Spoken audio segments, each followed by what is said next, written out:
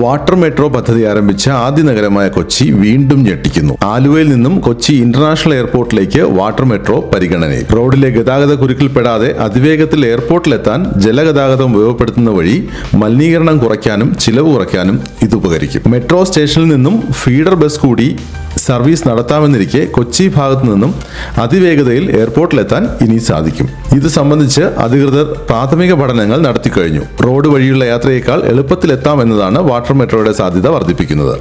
12 കിലോമീറ്ററോളം ദൈർഘ്യം കുറവുണ്ടാകുമെന്നാണ് വിലയിരുത്തൽ. വാട്ടർ മെട്രോ സ്റ്റേഷനിൽ നിന്നും ഫീഡർ ബസ്സുകൾ കൂടി സജ്ജമാക്കിയാൽ അരമണിക്കൂർ കൊണ്ട് യാത്രക്കാരന് വിമാനത്താവളത്തിൽ എത്താനാകും.